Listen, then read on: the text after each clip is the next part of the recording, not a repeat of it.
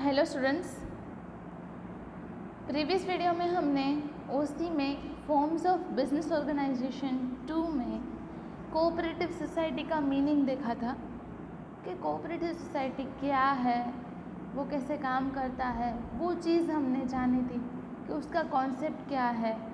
आज हम उसके कैरेक्टरिस्टिक्स करेंगे कि कोऑपरेटिव सोसाइटी के कैरेक्टरिस्टिक्स क्या हैं।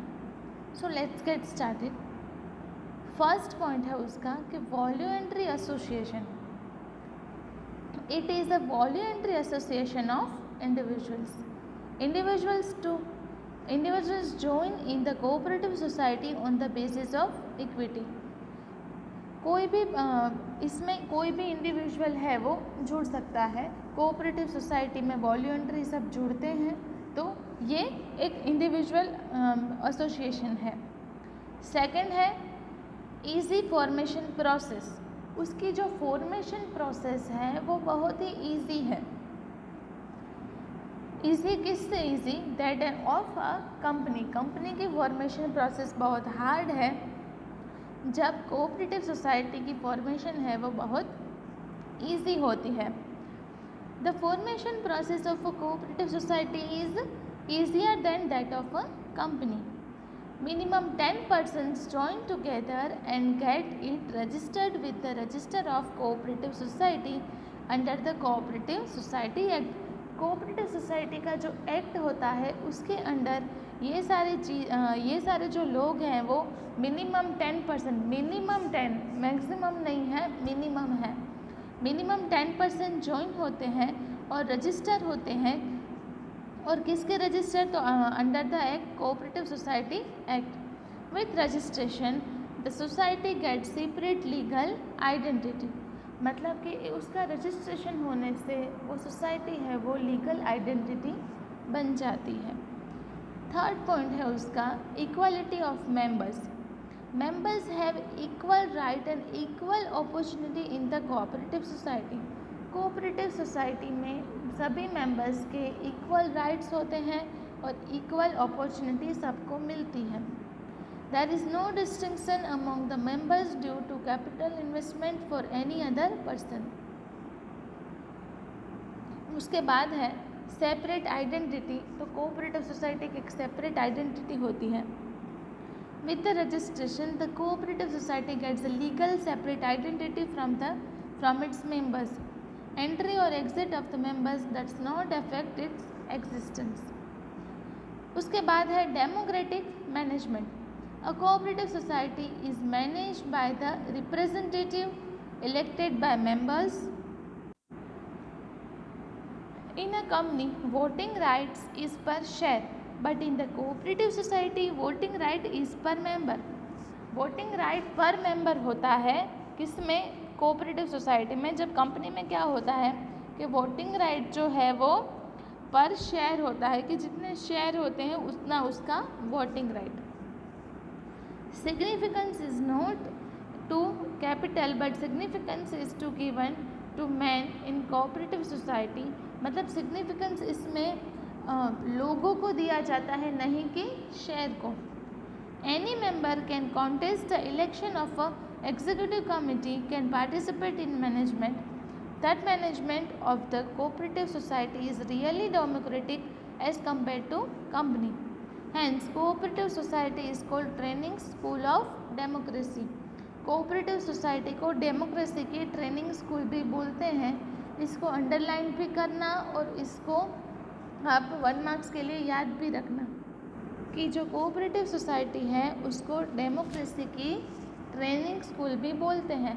तो ये चीज़ जो है वो आपको याद रखनी है 1 मार्क्स के लिए। तो हमने अभी 5 पॉइंट्स देखे कि वॉल्यूंटरी एसोसिएशन है, इजी फॉर्मेशन है, इक्वालिटी है, सेपरेट है और डेमोक्रेटिक मैनेजमेंट है। नेक्स्ट पॉइंट है मेन मोटिव सर्विस। उसका जो मेन मोटिव है वो सर्विस का होता है। कोऑपरेटिव सोसाइटी है वो सर्विस के मतलब वॉल्यूंटरी जुड़ते हैं लोग उसमें, तो उसका जो ऑब्जेक्टिव है, उसका जो मेन मोटिव है वो भी सर्विस का ही होगा। The main objective of cooperative society is to serve members. Profit is a secondary objective. Profit तो होता है लेकिन वो सेकेंडरी ऑब्जेक्टिव होता है, main objective service. Economic implement of members is through service motive.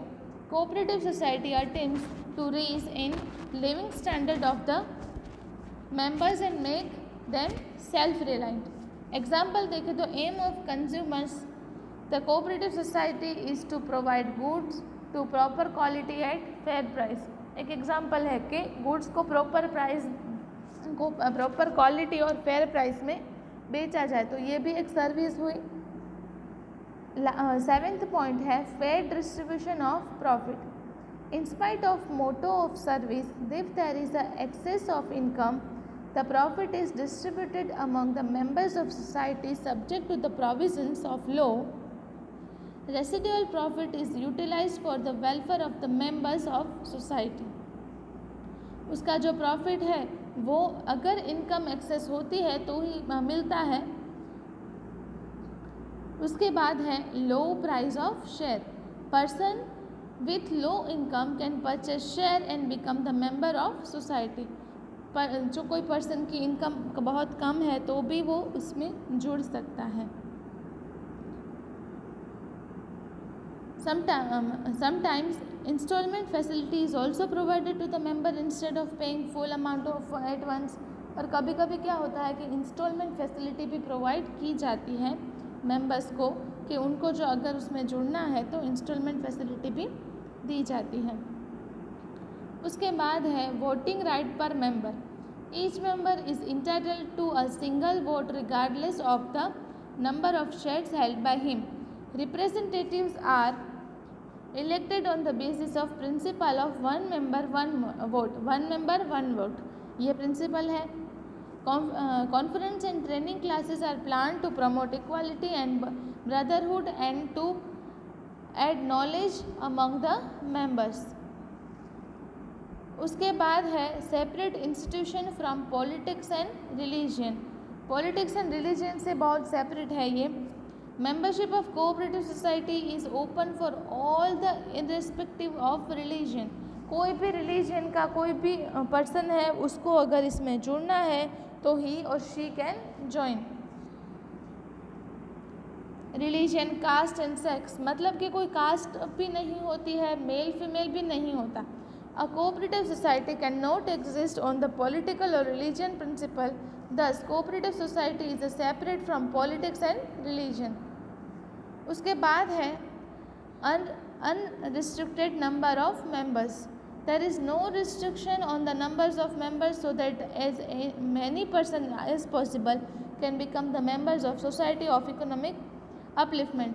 मतलब कि कितने भी लोग इसमें जुड़ सकते हैं, इसमें कोई रिस्ट्रिक्शन नहीं है कि इतने ही लोग कोऑपरेटिव सोसाइटी में जुड़े। सो आज हमने फॉर्म्स ऑफ बिजनेस ऑर्गेनाइजेशन में कोऑपरेटिव सोसाइटी के कैरेक्टरिस्टिक्स देखे हैं। होम असाइनमेंट की पीडीएफ आपको नहीं आएगी, आपको होम असाइनमेंट में ये जो क्वेश्चन है explain the meaning of cooperative society and describe it's characteristics लिखना है और टाइम टू टाइम सबमिट भी करना है। Thank you.